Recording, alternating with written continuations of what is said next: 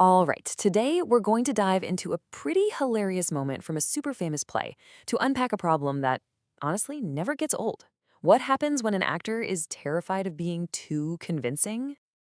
So let's just start with this question because it's a question that one very, very earnest actor took incredibly seriously.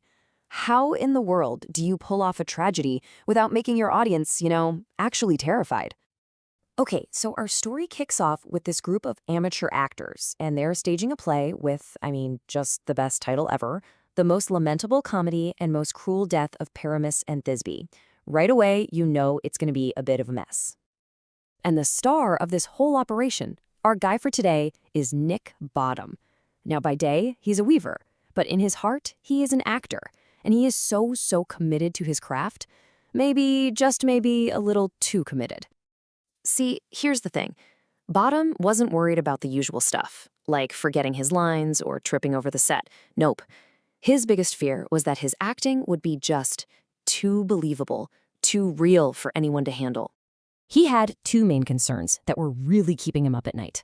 First, the scene where his character Pyramus has to draw a sword and kill himself. He was convinced that would be way too alarming. And second, the lion. He was genuinely worried that a roaring lion on stage would absolutely terrify the ladies in the audience.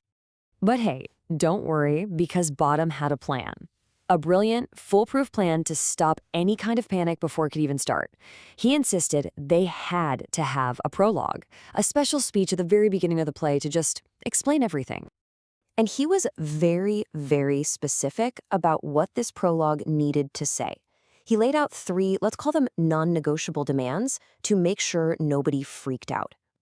First things first, he demanded that the prologue make it crystal clear that the swords aren't real. Just a friendly public service announcement that we will do no harm with our swords.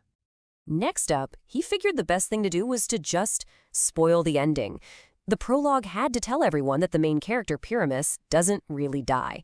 So much for building suspense, right? And this right here, this is the masterstroke. For, as he says, more better assurance, the prologue needed to completely shatter the fourth wall.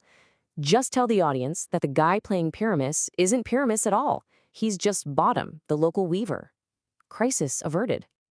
So, who's the poor soul that has to feel these unique artistic requests? Well, that would be the group's manager, Peter Quince.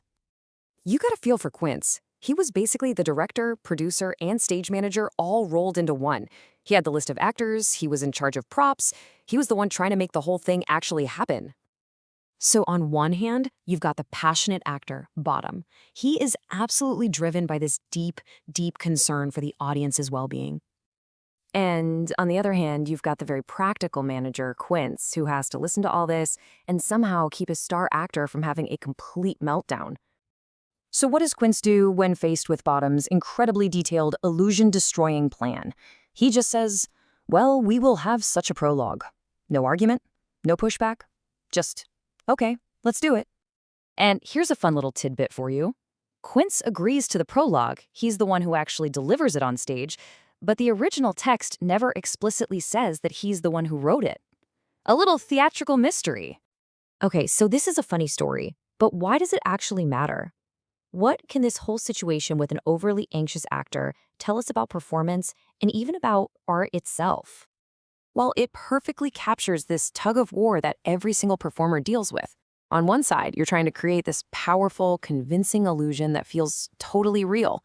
But on the other, you also have this responsibility to make sure your audience feels safe and isn't, genuinely traumatized. And that's really the big takeaway here. Bottom's kind of ridiculous solution points to a really deep truth. Every performance, whether it's a play or a movie, is this sort of unspoken agreement, a negotiation between the people on stage and the people in the seats. Which leaves us with one last big question to think about. When do you think art has the most power? Is it when the illusion is absolutely perfect, when it feels completely real? Or is it in those moments when the curtain gets pulled back, just for a second, and we're reminded that it's all just a beautiful, incredible story?